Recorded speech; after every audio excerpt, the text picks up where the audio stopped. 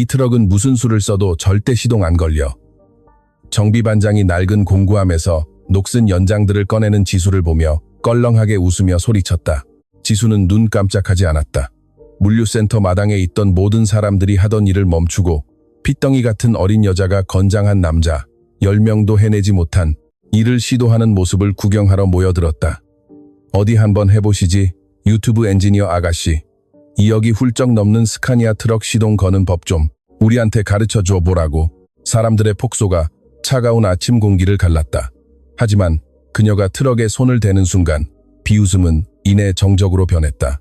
그녀가 엔진을 바라보는 눈빛은 그 누구도 찾아내지 못한 치명적인 오류를 단숨에 꿰뚫어 보는 듯했다. 그리고 몇 초 뒤 다시는 듣지 못할 줄 알았던 거대한 엔진의 포효가 차가운 공기를 찢고 울려 퍼졌다.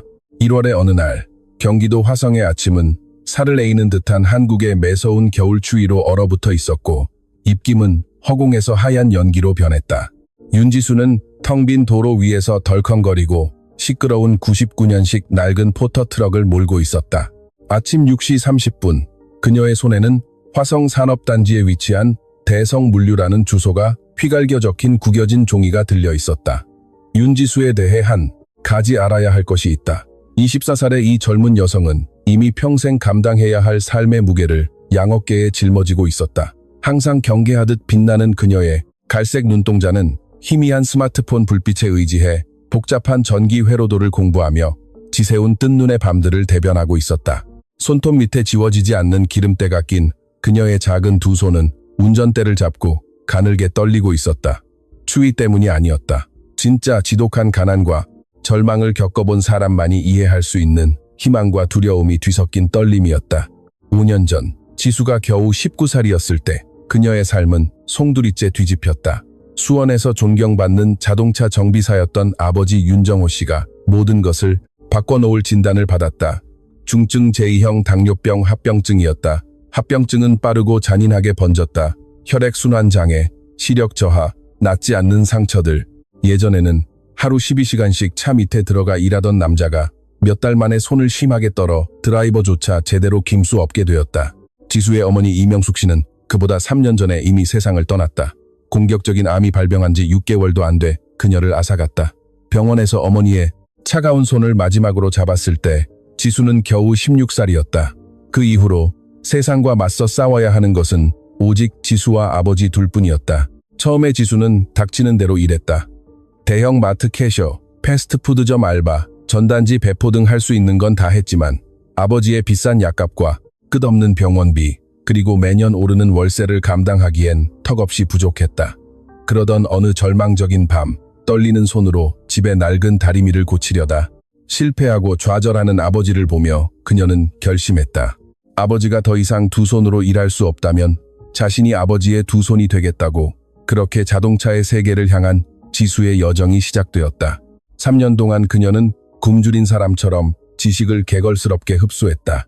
밤을 새워가며 유튜브로 자동차 전기 시스템, 전자 제어 연료 분사 장치, 복잡한 결함 진단에 관한 영상들을 보았다. 무료 온라인 디젤 정비 강의를 듣고 대형 상용차의 전기 회로도를 읽는 법을 배웠다. CAN 통신 프로토콜, ECU 모듈, 온도 및 압력 센서 등 낡은 가족용 컴퓨터가 버텨주는 한 그녀는 병적으로 지식을 파고들었다. 하지만 이론에만 그치지 않았다.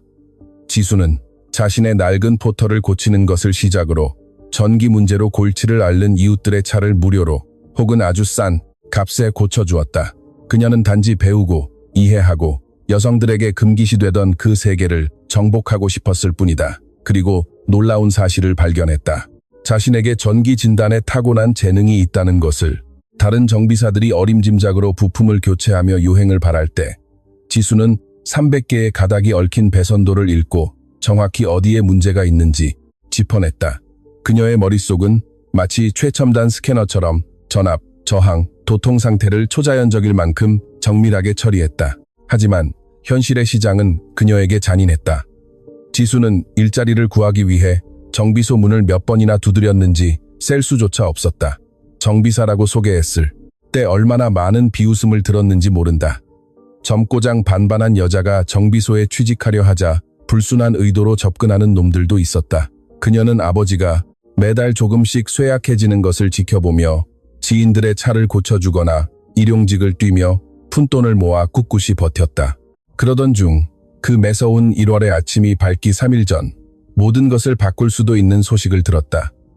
화물차 기사인 이웃집 김씨 아저씨가 눈을 동그랗게 뜨고 지순의 대문으로 달려왔다. 지수야, 대성물류가 지금 난리가 났어. 그 회사에 있는 새빨간 스카니아 아로백 알지? 2억도 넘는 새 차가 지금 3주째 멈춰서 있대. 정비사만 10명 넘게 다녀갔는데 아무도 시동을 못 걸고 있어. 최동진 대표가 하루에 수천만 원씩 손해를 보고 있다더라. 수천만 원? 지수의 심장이 요동쳤다. 그녀는 그 모델을 알고 있었다. 언젠가 대형 트럭을 정비하겠다는 꿈을 품고 스카니아 아로백의 전기 시스템을 몇 달 동안이나 파고들었기 때문이다. 그 거대한 스웨덴 괴물의 모든 모듈, 모든 센서, 빌어먹을 배선도의 선 하나하나까지 다 꿰고 있었다. 그리고 지금 지수는 낡고 시끄러운 포터를 대성 물류의 거대한 주차장에 세우고 있었다. 대비는 처참했다. 완벽한 열을 맞춰 세워진 수십 대의 반짝이는 최신식 트럭들. 그리고 그 중심에는 마치 좌절의 기념비처럼 보닛이 열린 채 멈춰있는 붉은색 스카니아 아로백과 그 주위를 둘러싸고 머리를 긁적이는 3명의 정비사들이 있었다. 이른 아침이었지만 센터는 활기로 넘쳤다. 기사들은 배송 경로를 짜고 직원들은 화물을 점검하며 지게차들이 짐을 나르고 있었다. 메인 사무실 근처에서 지수는 50대 초중반의 남자를 발견했다. 깔끔하게 빗어넘긴 희끗희끗한 머리, 비싼 겨울 코트 안에 입은 구김 없는 정장. 그는 신경질적으로 손짓을 하며 통화 중이었고 그의 얼굴엔 단순한 업무적 스트레스 이상의 깊은 긴장감이 서려 있었다. 최동진 대표. 지수도 그에 대해 알아본 적이 있었다. 아내와 사별하고 알려진 후계자도 없이 30년 동안 밑바닥부터 대성 물류를 키워낸 인물. 평판은 흠잡을 데 없었지만 극도로 깐깐하고 특히 젊은 직원들에게 편견이 심하다는 소문이 있었다. 최 대표 옆에는 40대 후반의 건장한 체격을 가진 남자가 고압적인 자세로 서 있었다. 박상철 정비반장이었다. 지수도 그의 악명을 들은 적이 있었다. 철권 통치와 독설로 정비반을 쥐고 흔드는 사람이었다. 지수는 포터에서 내려 낡았지만 깨끗하게 빤 파란색 정비복을 입고 아버지가 쓰던 낡은 공구함을 들었다. 안전화는 달았지만 손질이 잘 되어 있었다. 지수가 두 사람을 향해 걸어가자 직원들의 호기심 어린 시선이 느껴졌다. 젊은 여자가 홀로 화물회사의 신성한 구역에 발을 들이고 있었기 때문이다. 실례합니다. 위장이 뒤틀리는 듯한 긴장감 속에서도 지수는 단호한 목소리로 입을 열었다. 제 이름은 윤지수입니다. 대형 트럭 전기 시스템 전문 정비사입니다. 스카니아 R500에 문제가 있다는 소식을 듣고 제 서비스를 제공하고자 왔습니다. 이어진 침묵은 영원처럼 느껴졌다. 최 대표는 천천히 전화를 끊고 몸을 돌려 그녀를 마주 보았다.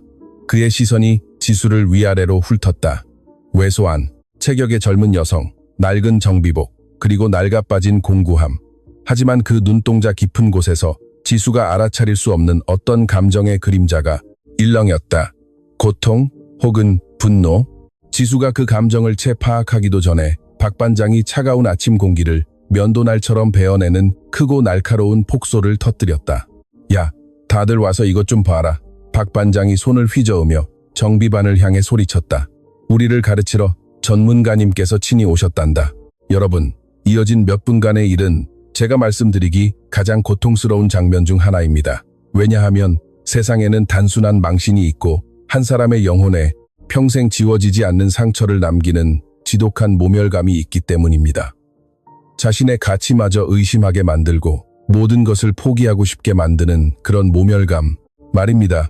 화성의 그 얼어붙은 주차장에서 지수가 맞닥뜨린 것이 바로 그것이었습니다. 박 반장은 고작 서너 명의 직원을 부른 게 아니었다. 그는 작정하고 이 상황을 하나의 서커스로 만들고 있었다. 3분도 채 되지 않아 20명이 넘는 사람들이 붉은 스카니아 트럭 주위로 몰려들었다.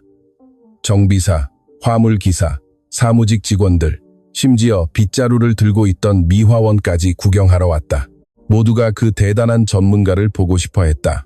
자자, 다들 주목. 박 반장이 주차장 전체에 울려 퍼질 만큼 크고 조롱 섞인 목소리로 말을 이었다. 여기 기저귀도 덜 뗀 것 같은 아가씨가 스카니아 고치는 법을 우리한테 가르쳐주러 왔단다. 무려 전문가라네. 그가 빈정거리는 억양으로 그 단어를 느려 발음하자 모여든 사람들 중 몇몇이 낄낄거리기 시작했다. 지수는 얼굴이 화끈거리는 것을 느꼈다. 부끄러워서가 아니었다. 그녀는 이미 살면서 겪을 수 있는 모든 수모를 다 겪어봤기에 쉽게 흔들리지 않았다. 그녀의 내면에서 타오르는 것은 억눌린 분노와 강철 같은 결의의 혼합물이었다. 지수는 손가락 관절이 하얗게 변할 정도로 공구함 손잡이를 꽉 움켜쥐었다. 대표님, 그녀는 침묵을 지키며 이 모든 상황을 지켜보고 있는 최동진 대표를 똑바로 쳐다보며 차분하고 프로페셔널한 목소리를 유지하며 말했다. 저는 3년간 대형 상용차의 전기 시스템을 연구했습니다. ECU의 복잡한 진단, CAN 통신 프로토콜, 신호 다중화 시스템 등의 경험이 있습니다. 차량을 진단할 기회만 주신다면 프로토콜 뭐? 나이 지긋한 정비사 중 한 명이 비웃으며 말을 끊었다. 들었냐? 인터넷에서 그럴싸한 단어 몇 개 외워와서는 자기가 무슨 공학, 박사인 줄 아나 본데. 다른 정비사들도 고개를 저으며 함께 웃어댔다. 내가 한번 맞춰볼까? 기름때 묻은 작업복을 입은 50대 뚱뚱한 정비사가 나섰다. 유튜브에서 짤막한 영상 몇 개 보고 와서는 30년 경력의 정비사 5명이 매달려도 못 푼 문제를 네가 풀 수 있다고 생각하는 거지? 아가씨, 스카니아. 본사 엔지니어들도 원격으로 진단하려다 포기한 차야. 근데 네가 한다고? 지수는 깊게 숨을 내쉬었다. 말 한마디 한마디가 비수처럼 꽂혔지만 그녀는 아버지에게서 배운 중요한 원칙을 떠올렸다. 네 실력이 너를 대변하게 하라.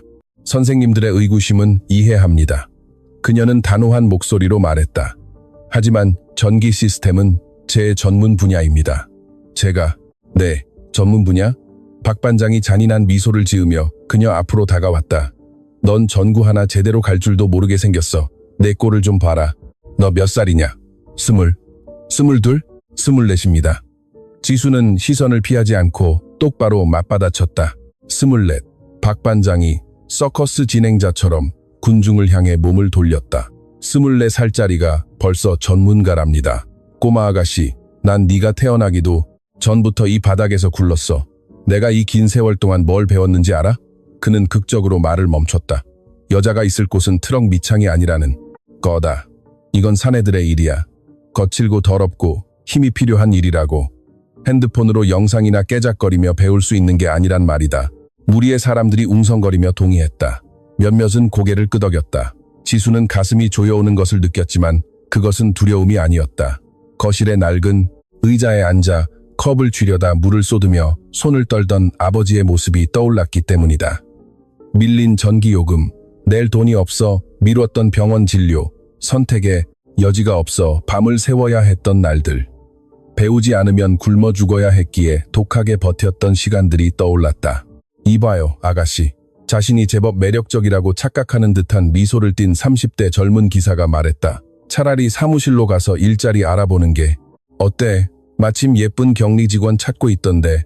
아직 어리고 얼굴도 반반한데 뭐하러 험한 꼴 당하며 기름때를 묻히려고 해. 이런 건 남자들한테 맡기라고. 몇 번의 웃음소리와 휘파람 소리가 들렸다. 지수는 이를 악물었다. 그때까지 침묵을 지키며 지켜보기만 하던 최동진 대표가 마침내 입을 열었다. 그의 목소리는 차분했지만 박 반장의 고함보다 더 깊숙이 배어드는 차가움이 있었다.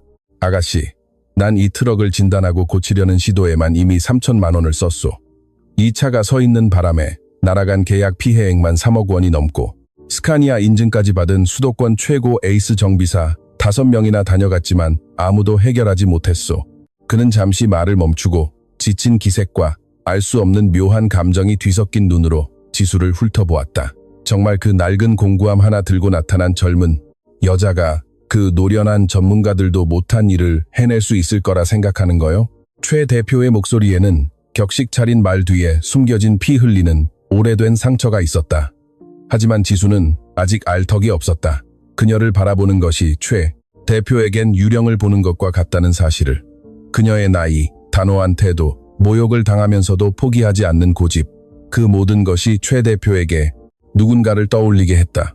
그가 잃어버린, 끝내 지켜주지 못했던 딸 수진이, 기계공학도가 되고 싶어 했던 똑똑한 딸, 교수, 동기, 심지어 가족들마저 여자가 할 일이 아니다 라고 말할 때 아버지가 충분히 방패막이가 되어주지 못했던 그 딸, 24살, 지금의 지수와 똑같은 나이에 교통사고로 꿈을 이루지도 못한 채 죽어버린 딸. 아버지가 겁쟁이처럼 딸의 꿈을 온전히 지지해주지 못했기 때문이었다. 자신의 딸이 겪었던 것과 똑같은 방식으로 모욕당하고 있으면서도 눈빛에 불꽃을 품고 있는 지수를 바라보는 것은 그에게 견딜 수 없는 고통이었다. 하지만 최동진은 고통을 묻어두는데 전문가가 되어 있었다. 죄책감을 냉소로 바꾸고 아무것도 느끼지 않기 위해 일에만 미친 듯이 몰두해왔다. 그렇군요. 지수가 대답했다. 처음으로 그녀의 목소리가 미세하게 떨렸다. 두려움이 아니었다. 거칠고 진실된 감정 때문이었다. 저를 나이와 여자라는 이유로만 판단하시겠다는 거군요. 차를 볼 기회조차 주지 않으시고요. 기회를 주고 말고의 문제가 아니야, 아가씨. 박 반장이 거짓된 동정심을 억지로 꾸며낸 역겨운 목소리로 말했다. 우린 이미 시간을 너무 많이 허비했어. 저 차는 지금 저렇게 서서 돈을 까먹고 있다고. 어디서 굴러먹다 온 자기가 뭐라도 되는 줄 아는 풋내기랑 정비놀이나 하고 있을 짬이 없단 말이야. 정비놀이요. 지수가 눈을 번뜩이며 한 걸음 앞으로 나섰다. 전 스카니아 R 시리즈 전기 시스템의 모든 부품을 공부했습니다.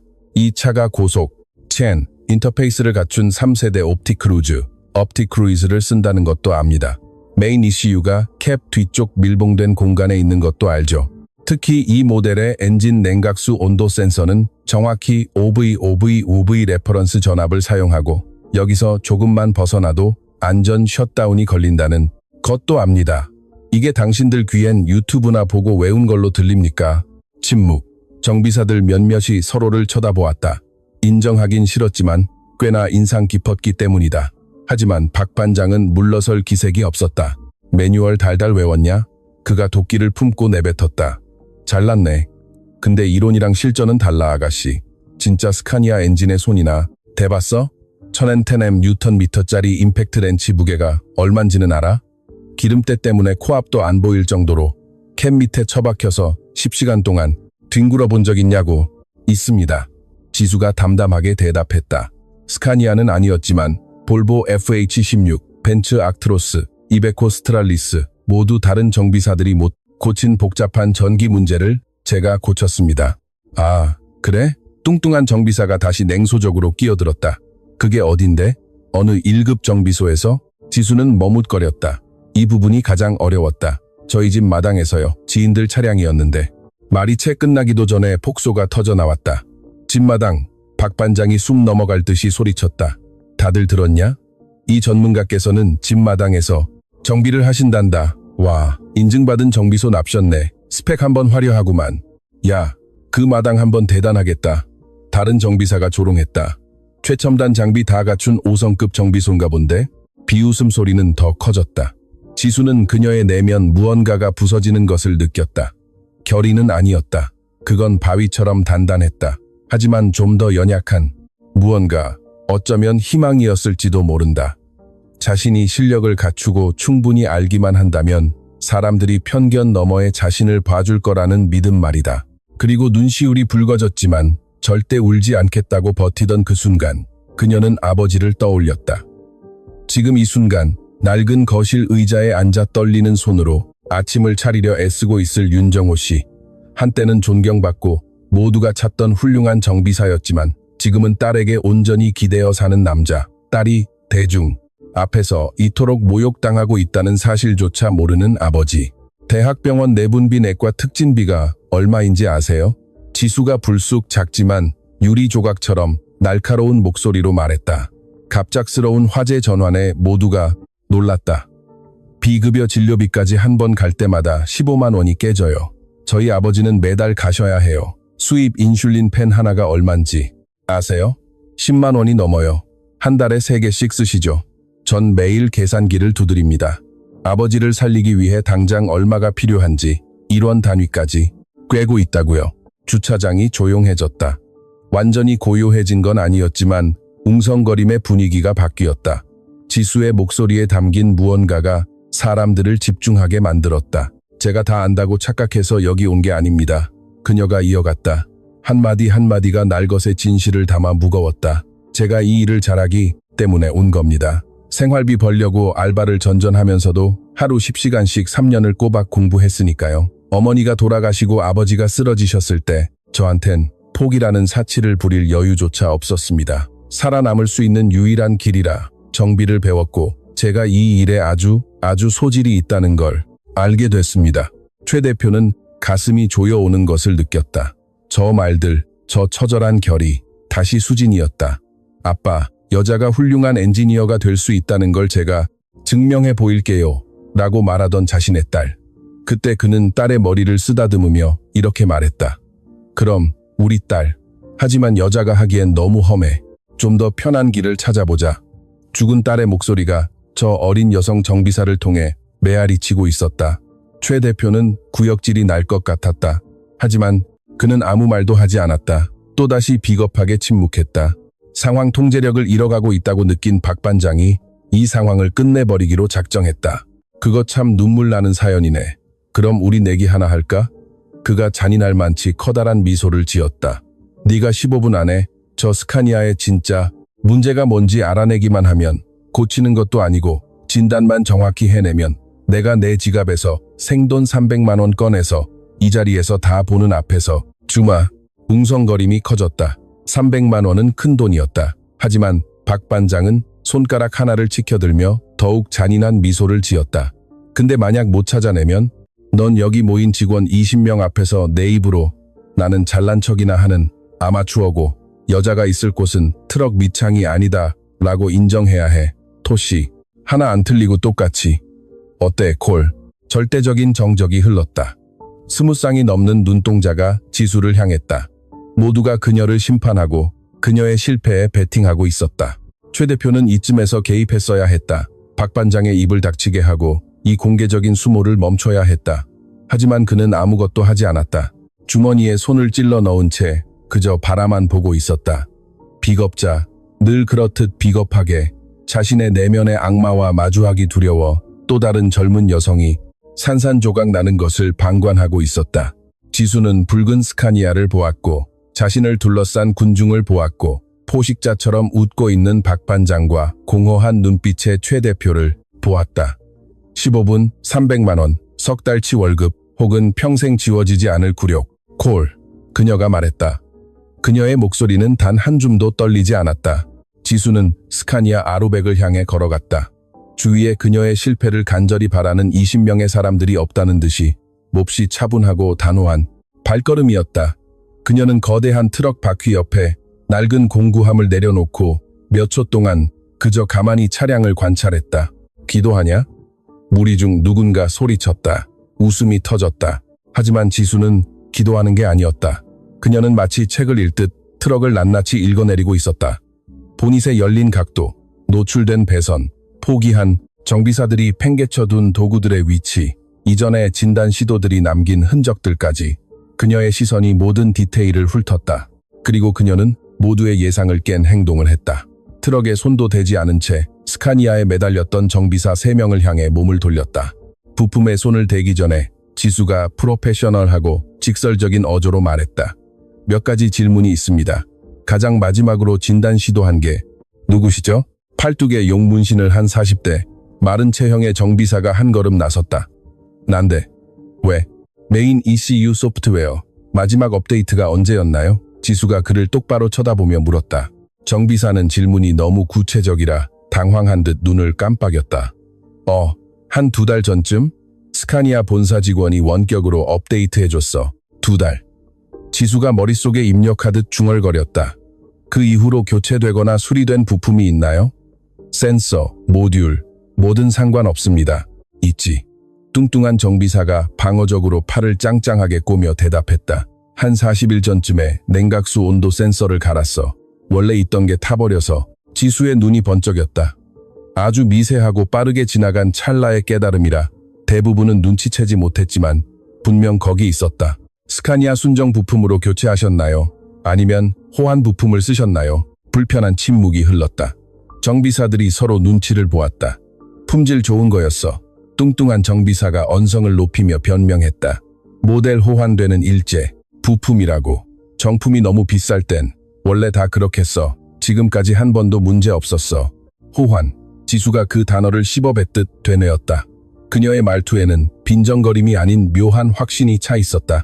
배선도 가지고 계신가요? 전체. 회로도요. 회로도? 박 반장이 콧방귀를 꼈다. 우린 실전으로 일해. 종이 쪼가리나 쳐다보고 있지 않는다고. 배선도가 필요합니다. 지수는 도발을 무시하며 고집했다. 그리고 장착하신 호환 센서의 정확한 스펙도 알아야 합니다. 기준 전압, 상온에서의 저항값, 통신 프로토콜 모두요. 야, 저 말 들리냐? 나이든 정비사가 중얼거렸다. 스카니아 본사 연구원처럼 말하네. 가슴을 짓누르는 고통 속에 침묵하던 최 대표는 내면에서 무언가 요동치는 것을 느꼈다. 저건 인터넷에서 주워들은 기술 용어를 앵무새처럼 읊어대는 수준이 아니었다. 수많은 시간의 연구와 실전이 뒷받침되어야만 나올 수 있는 깊고 진짜 배기 지식이었다. 진짜 엔지니어들이 일하는 방식을 그는 알고 있었고 지수는 정확히 그들과 똑같이 말하고 있었다. 사무실에 회로도 있어. 최 대표가 자신의 입에서 나오는 목소리를 들었다. 박 반장, 당장 가서 가져와. 박 반장이 반발하려 입을 열었지만 대표의 굳은 표정을 보고는 곧바로 사무실로 뛰어갔다. 3분 뒤 그는 복잡한 기술 도면이 빽빽한 두꺼운 파일처를 들고 왔다. 지수는 그것을 받아 펼치더니 엄청난 속도로 페이지를 넘기기 시작했다. 수백 가닥의 선, 커넥터, 모듈이 그려진 도면을 그녀의 눈동자가 스캐너처럼 훑어내렸다. 여기네요. 그녀가 특정 페이지에 멈추며 말했다. 열 관리 시스템, 냉각수 온도 센서, 기준 전압 5V, 오차 허용 범위, 플러스음스 0.25V. 그녀가 고개를 들었다. 장착하신 센서 박스나 거래 명세서 있으신 분? 다시 침묵. 마침내 마른 정비사가 입을 열었다. 부품 창고에 있을 텐데. 가져올게. 기다리는 동안 지수는 낡은 공구함에서 디지털 멀티미터를 꺼냈다. 꽤 새 것처럼 보였는데 아마 그녀가 가진 물건 중 가장 비싼 도구일 것이다. 테스터기를 연결하고 다이얼을 맞추는 그녀의 손길은 노련하고 한치의 오차도 없었다. 이제 군중은 숨을 죽이고 지켜보고 있었다. 공기가 바뀌었다. 여전히 그녀가 실패할 거라 생각하는 이들도 있었지만 더 이상 비웃는 사람은 없었다. 정비사가 구겨진 박스를 들고 돌아왔다. 지수는 뒷면에 적힌 기술 사양을 읽어내려갔다. 그녀의 입술이 일자로 굳어졌다. 기준 전압 4.5V. 그녀가 소리내어 읽었다. 당신들이 단 센서는 4.5V로 작동합니다. 스카니아 시스템은 5V를 요구하고요. 그래서 박 반장이 쏘아붙였다. 하지만 그의 목소리에선 묘하게 자신감이 빠져 있었다. 고작 0.5V 차이는 아무 문제 안 돼. 아니요, 엄청난 문제가 됩니다. 지수가 말했다. 이제 그녀의 목소리에 실린 권위는 최 대표마저 숨죽이고 경청하게 만들 정도였다.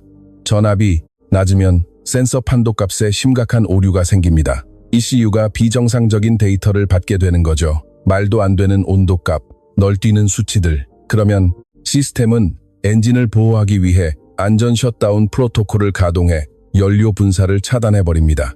하지만 완전히 꺼지는 게 아니라 간헐적으로 셧다운이 걸리죠. ECU는 존재하지도 않는 균형점을 찾으려고 계속 보정하고 0점을 다시 잡으려고 발악을 합니다. 그녀는 트럭 쪽으로 다가가 각 부품을 가리키며 설명을 이어나갔다. 이건 기계적 결함이 아닙니다. 전기적 연쇄 오류죠. 잘못된 센서가 잘못된 신호를 보냅니다.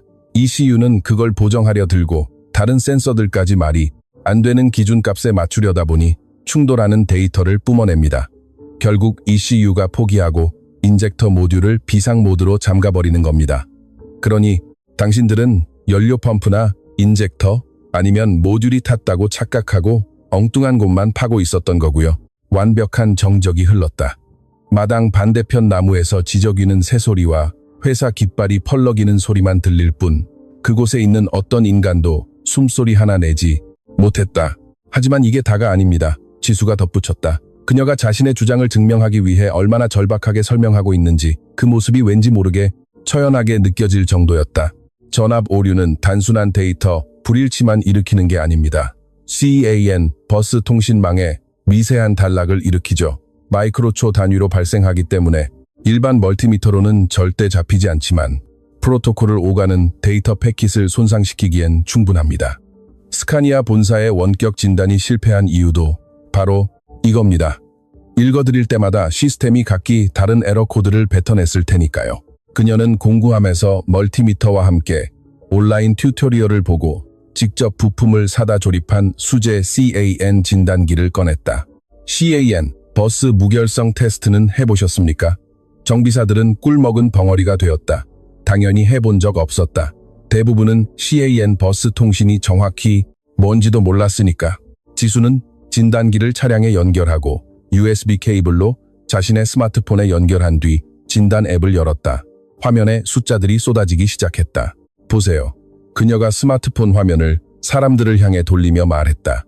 데이터 패킷 에러율 23%, 정상 수치는 0.5% 미만이어야 합니다. 지금 이 시스템은 오가는 데이터의 4분의 1을 날려먹고 있다고요. 가끔 시동이 걸렸다가 몇 초 만에 꺼져버리는 이유가 이겁니다.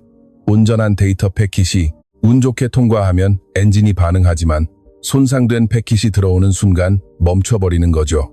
최 대표가 다가와 스마트폰 화면을 들여다보았다. 그 숫자들이 무슨 의미인지는 몰랐지만 심각한 문제가 있다는 것쯤은 본능적으로 알 수 있었다. 고칠 수 있어? 그가 물었다. 그의 목소리는 예상치 못한 거친 감정에 휩싸여 잔뜩 쉬어 있었다. 가능합니다. 지수가 담담하게 대답했다. 센서를 정품으로 교체하고 ECU 에러 코드를 전부 지운 다음 시스템을 풀 리셋하면 됩니다. 20분이면 끝납니다. 20분. 박 반장이 믿을 수 없다는 듯 되물었다. 3주 동안 서 있었고 정비사 5명에 스카니아 엔지니어까지 포기한 차가 고작 센서 하나 잘못 따라서 멈췄단 말이냐? 네. 지수는 그의 시선을 피하지 않았다. 요즘 상용차의 전자제어 시스템에서는 스펙 하나하나가 생명이라는 걸 당신들이 몰랐기 때문에 차가 서 있었던 겁니다. 0.5V가 별것 아닌 것 같죠? 1000분의 1초 단위로 정밀하게 작동하는 시스템에서는 그 0.5V가 완벽한 주행과 완전한 먹통을 가르는 기준이 됩니다. 그녀는 동의를 구하지 않고 마른 체형의 정비사에게 고개를 돌렸다. 재고 창고에 순정 센서 있습니까? 있어. 그가 누가 시키기도 전에 창고로 뛰어가며 대답했다. 기다리는 동안 지수는 작업 준비를 시작했다. 정확한 매뉴얼 순서에 따라 배터리를 분리했다. 마이너스 단자 먼저, 그 다음 플러스 단자, 잔류. 전력이 완전히 방전되도록 30초를 튀었다. 모든 움직임이 물 흐르듯 자연스럽고 완벽하게 프로페셔널했다. 서두르거나 초조해야 하는 기색이라곤 찾아볼 수 없었다. 2억이 넘는 차에 손을 대보는 건 처음이었지만 머릿속으로 이 작업을 수백 번도 더 시뮬레이션 했기 때문이다. 정비사가 밀봉된 순정 센서 박스를 들고 뛰어왔다. 지수는 스펙을 확인했다. 5V, 정확한 레퍼런스 전압, 완벽했다. 외과 의사 같은 정교한 손놀림으로 장착되어 있던 문제의 센서를 찾아내고 정해진 순서대로 터미널을 분리했다. 불량 부품을 빼내고 전용 스프레이로 접점 부위를 깨끗이 세척한 뒤 새 센서를 장착했다. 그리고 공구함에서 꺼낸 토크 렌치로 정확한 규정 토크 값에 맞춰 조였다. 와, 토크 렌치까지 들고 다니네. 누군가 감탄하며 중얼거렸다. 저런 정밀 공구는 꽤 비싸다. 지수가 몇 달 동안 돈을 모아 샀을 것이다. 센서 교체 후 그녀는 다시 진단기를 연결하고 서비스 프로토콜을 통해 ECU에 접속했다. 그동안의 시도들로 인해 메모리에 쌓여있던 40개가 넘는 에러 코드를 일괄 삭제하고 리셋 시퀀스를 실행했다. 트럭의 계기판이 여러 번 켜졌다가 꺼졌다. 배터리 다시 연결합니다. 그녀가 원칙대로 플러스 단자 먼저, 마이너스 단자를 나중에 연결하며 알렸다. 전압이 14.3V 확인. 완벽합니다. 접지, 도통 테스트 완료. 그리고 지수는 스카니아의 운전석 캡으로 올라갔다. 좌석이 너무 높아 그녀의 발이 페달에 닿을락 말락했다. 열쇠는 이그니션에 꽂혀 있었다. 20명이 넘는 사람들이 숨을 죽였다. 그녀가 키를 돌렸다. 계기판이 정상적으로 켜졌다. 어떤 경고등도 뜨지 않았다. 시스템 자가 진단이 진행되는 5초의 시간이 마치 5시간처럼 느껴졌다. 그리고 시동이 걸렸다. 이전에 정비사들이 운 좋게 걸렸을 때 나던 그 죽어가는 듯한 쇳소리가 아니었다. 500마력의 거대한 엔진이 완전한 생명력을 뿜어내며 포효했다.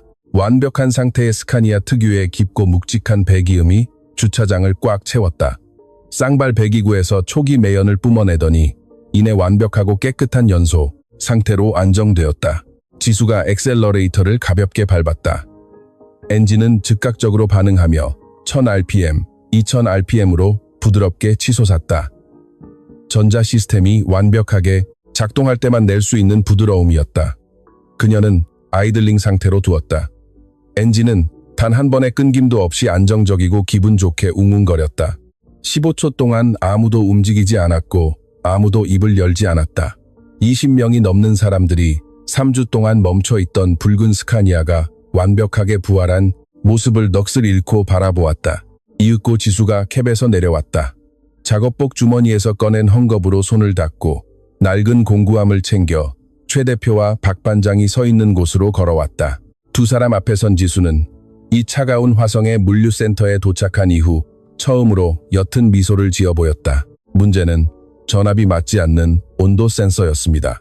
그게 CAN, 통신망의 오류를 일으켜 ECU의 비상 셧다운 프로토콜을 가동시킨 겁니다. 그녀가 차분하고 직업적인 어조로 보고했다. 맞는 센서로 교체하고 에러 코드를 지운 뒤 시스템을 리셋했습니다. 이제 트럭은 완벽하게 작동합니다. 딱 17분 걸렸네요.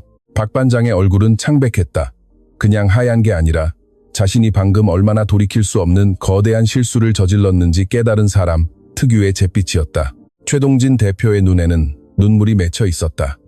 7년 전 딸 수진이의 장례식 이후 단 한 번도 울지 않았던 50대 사내의 얼굴을 타고 진짜 눈물이 속절없이 흘러내리고 있었다. 그때 아무도 예상치 못한 일이 벌어졌다. 아까 지수를 조롱했던 50대 뚱뚱한 정비사가 천천히 박수를 치기 시작했다. 이내 박수 속도가 빨라졌고 다른 정비사도 또 다른 직원도 합세했다. 몇 초 지나지 않아 지수에게 굴욕을 안겨줬던 20명이 넘는 직원들 모두가 윤지수를 향해 진심 어린 기립박수를 보내고 있었다. 하지만 지수는 더 이상 웃지 않았다. 그녀는 최 대표가 무슨 말이라도 해주기를 기다리며 그를 응시했다. 박수 소리가 이어지는 와중에도 최 대표는 꼼짝도 할 수 없었다. 눈물을 훔치려는 시도조차 하지 않은 채 우두커니 서 있었다. 지수는 그의 눈에서 단순한 직업적 후회를 넘어선 무언가를 보았다. 절대 아물지 않는 오래된 상처의 흔적을. 대표님, 지수가 부드럽게 불렀다. 그녀가 겪은 그 모든 수모에도 불구하고 그녀의 목소리에 담긴 다정함이 최 대표를 마침내 현실로 돌아오게 했다. 네, 내가. 그가 갈라지는 목소리로 입을 뗐다. 헛기침을 한 번 하고 다시 시도했다. 조용히 단둘이서만 얘기 좀 합시다. 제발. 지수는 주위를 둘러보았다. 군중은 여전히 그곳에 있었다. 이제는 다들 꽤 쑥스러워하면서도 분명하게 깊은 인상을 받은 표정이었다. 박 반장은 수치심에 얼굴이 시뻘겋게 달아오른 채 동상처럼 굳어 있었다. 지수가 고개를 끄덕이자 최 대표는 그녀를 자신의 개인 대표실로 안내했다. 통유리창 너머로 물류센터 전체가 내려다 보이는 크고 우아한 집무실이었다. 하지만 지수의 눈길을 사로잡은 것은 책상 위에 놓인 액자 속 사진이었다. 졸업장을 들고 환하게 웃고 있는 20대 초반의 젊은 여성. 그녀는 최 대표와 똑같은 눈매를 가지고 있었다. 내 딸이요. 지수의 시선을 따라가며 최 대표가 말했다. 그는 차마 지수의 눈을 마주할 자신이 없는지 창밖으로 몸을 돌렸다. 수진이, 저 사진 찍었을 때가 딱 24살이었지. 지금 그쪽과 같은 나이요. 지수는 가슴이 철렁 내려앉는 것을 느꼈다. 수진이는 기계공학자가 되고 싶어 했소. 최 대표가 수년이 지나도 여전히 피 흘리는 아픔을 꾹꾹 눌러 담은 목소리로 이어갔다. 어릴 때부터 차나 엔진, 기계가 돌아가는 원리 같은 것에 푹 빠져 있었지. 어린 여자애가 미니카를 분해하고 노는 게 마냥 귀여운 줄만 알았소. 그런데 커서 공대에 가겠다고 했을 때 나는 지지해주지 않았어. 그가 몸을 돌렸을 때 지수는 완전히 부서져 버린 한 남자의 얼굴을 보았다. 여자한테는 너무 험한 세상이라고, 상처받을 거라고, 좀 더 편하고 어울리는 일을 찾으라고 말렸소. 남자들이 자신의 편견을 인정하기 싫을 때 을에 둘러대는 그 비겁한 변명들을 나도 똑같이 늘어놓은 거요. 그런데도 그 애는 고집을 꺾지 않고 공대에 진학했소. 그리고 어떻게 됐는지, 아우? 지수는 대답하지 않고 묵묵히 들었다. 상처투성이가 됐소. 최 대표의 입에서 고해성사 같은 말들이 흘러나왔다. 여학생이라고 무시하는 교수들, 조롱하는 동기놈들, 자기가 다 해놓은 조별 과제를 남자애들이 가로채는 일들. 딸아이가 울면서 집에 올 때마다 내가 뭐라고 했는지 아오? 거봐라, 아빠가 힘들다고 했지. 마치 그게 다 딸아이 잘못인 것처럼 다른 놈들의 편견 때문에 내 딸이 꿈을 포기하는 게 당연한 것처럼 말했소. 그는 책상으로 걸어가 떨리는 손으로 액자를 집어들었다. 3학년 때 결국 아이는 포기했소. 싸우는데 지쳤다고 하더군. 자기가 사랑하지도 않지만 남들이 보기에 적당한 경영학과로 전과를 했지. 졸업하고 그저 그런 사무직에 취직해서 1년쯤 다녔나. 야근을 마치고 늦게 차를 몰고 오다가 브레이크가 파열된 화물차가 중앙선을 넘어오는 바람에 그의 목소리가 완전히 끊어졌다. 그는 세상에서 가장 깨지기 쉬운 물건을 다루듯 액자를 책상에 조심스럽게 내려놓았다. 7년이요. 긴 침묵 끝에 최 대표가 입을 열었다. 내 딸을 가슴에 묻은 지 7년. 그리고 나는 하루도 빠짐없이 매일같이 그 애가 자신의 꿈을 펴보지도 못하고 죽었다는 사실에 괴로워하오. 그 애 앱이라는 작자가 비겁하게도 딸을 지켜주지 않았기 때문에 세상이 내 딸을 부수도록 내버려둔 것도 모자라 부서져서 우는 아이를 탓하기까지 했으니까 지수의 눈에도 눈물이 고였다. 이제야 모든 것이 이해가 갔다.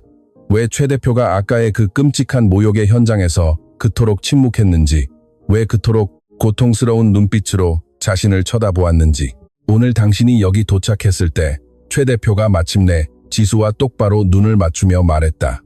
수진이와 같은 나이에 수진이와 똑같이 눈에 불꽃을 품고 내 딸이 당했던 것과 똑같은 모욕을 당하는 걸 보며 나는 온몸이 굳어버렸소. 마치 하늘이 내게 두 번째 기회를 주는 것 같았지. 편견에 찬 사내놈들로부터 재능 있는 젊은 여성을 지켜낼 기회 말이야. 그런데 내가 어떻게 했는지 아오? 그가 한 걸음 또 한 걸음 지수에게 다가왔다. 아무것도 안 했소. 가만히 서 있었지. 박 반장이 그 상황을 서커스로 만들도록 내버려뒀소. 당신이 공개적으로 짓밟히도록 놔뒀다고. 또다시 비겁했던 거요. 늘 그렇듯 비겁하게. 그리고 그 순간 수백 명의 직원을 거느린 대형 화물회사의 대표이자 수백억 자산가인 최동진이 24살의 정비사 윤지수 앞에 무릎을 꿇었다. 용서하시오. 그는 말했다. 그것은 업무적인 사과가 아니라 영혼 깊은 곳에서 끌어올린 처절한 참회였다.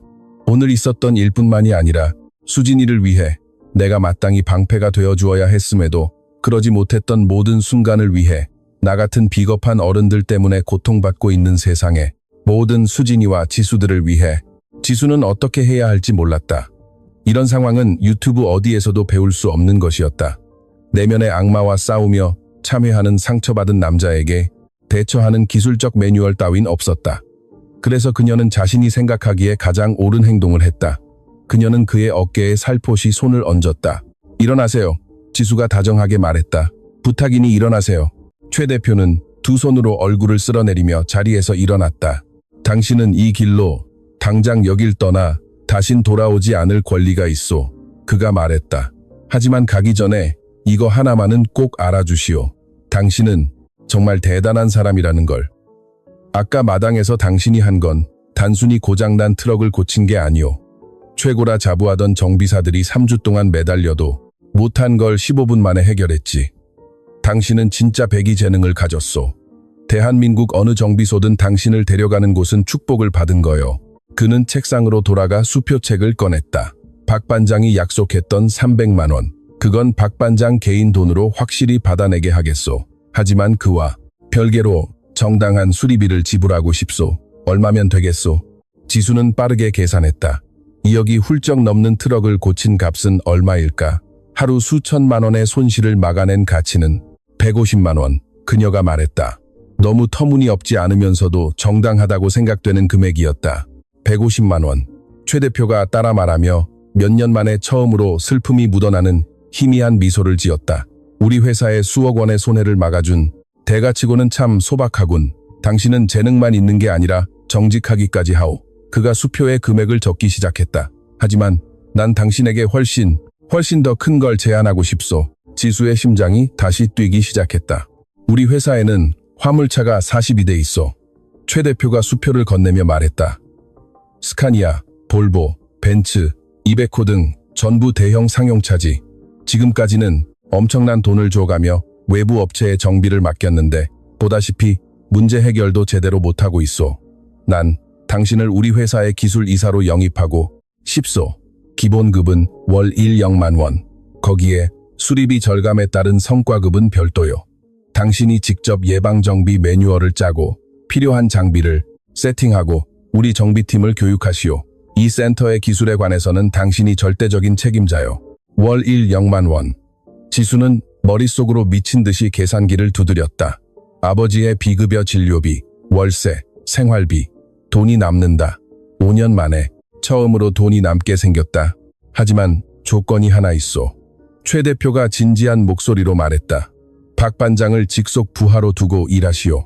그놈은 매일같이 현장에서 자신이 틀렸다는 걸 뼈저리게 배워야 하니까. 그리고 나 역시 내 회사에서 다시는 당신이 겪은 것 같은 차별이 일어나지 않도록 감시할 거요.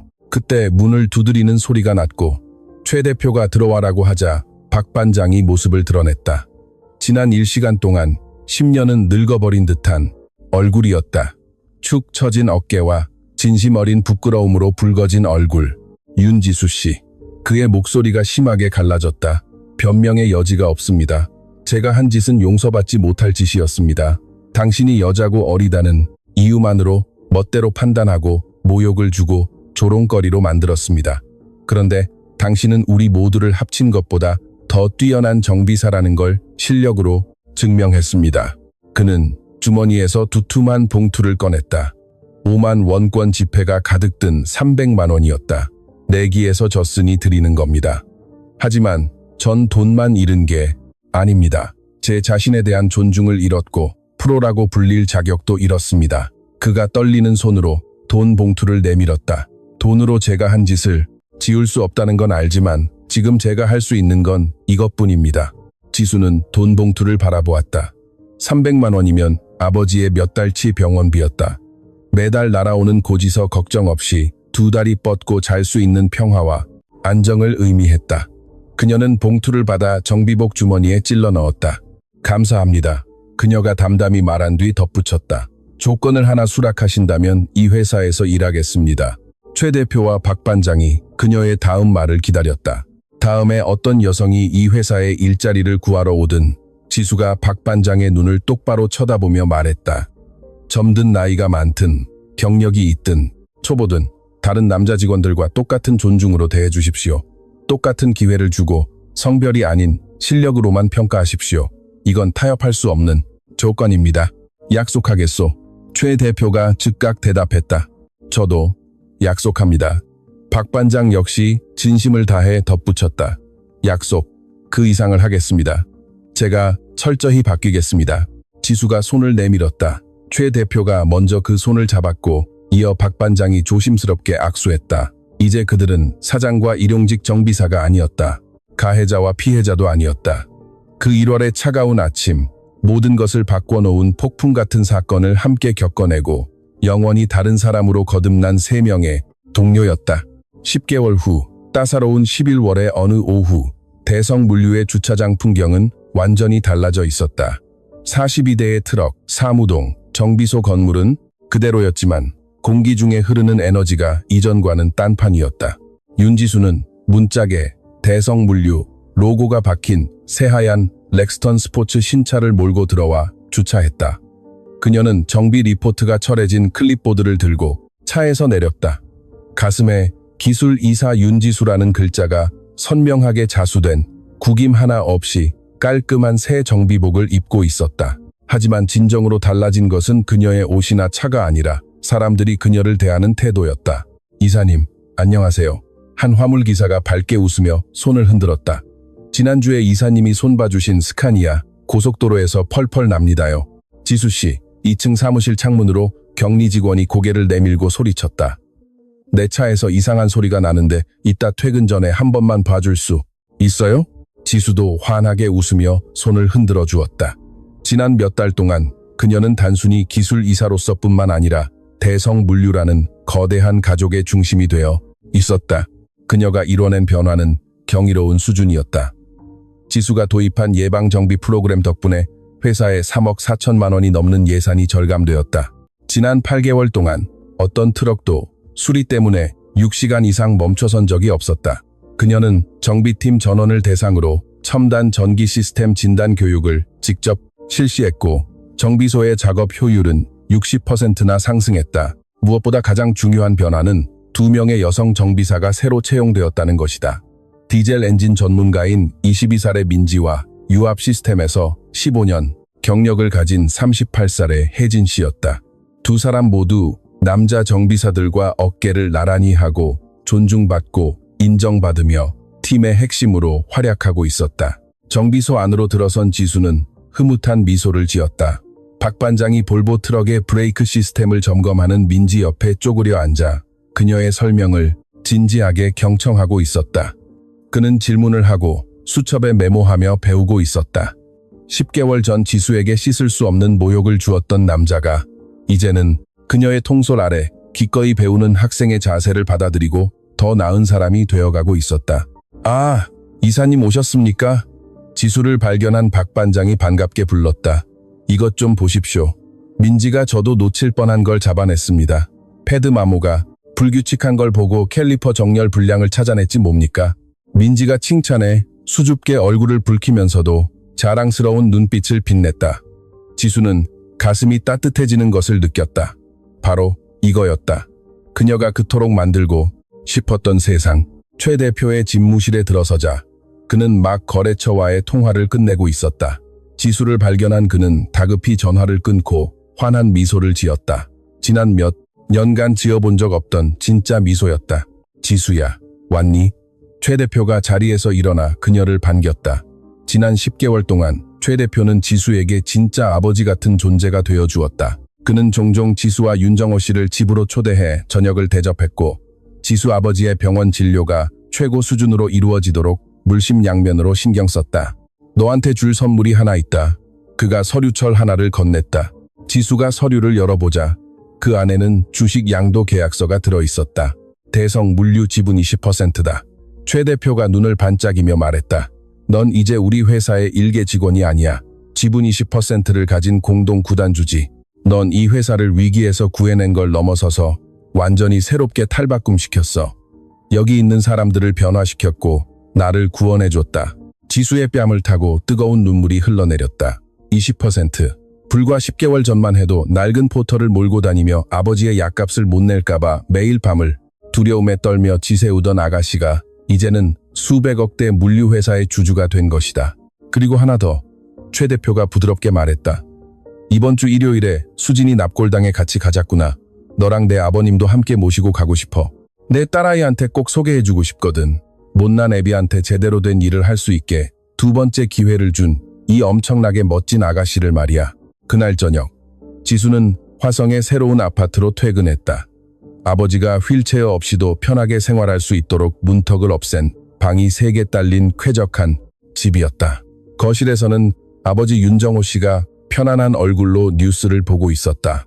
최고의 의료진과 좋은 약, 그리고 정기적인 관리 덕분에 아버지의 건강은 몰라보게 좋아져 있었다.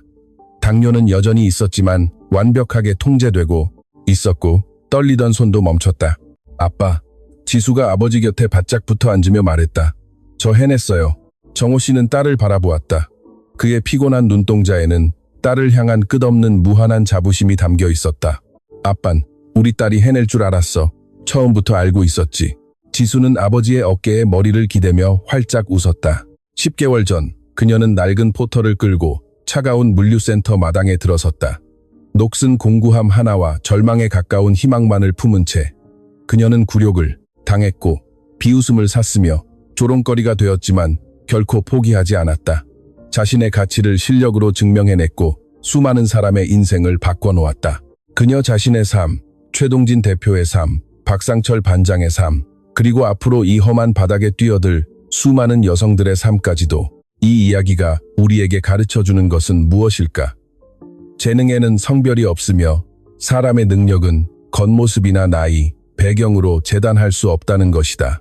때로는 가장 기대하지 않았던 사람이 우리에게 가장 큰 깨달음을 주기도 한다. 그러니 누군가에게 진정한 자신을 증명할 기회를 주기도 전에 함부로 판단해서는 안 된다.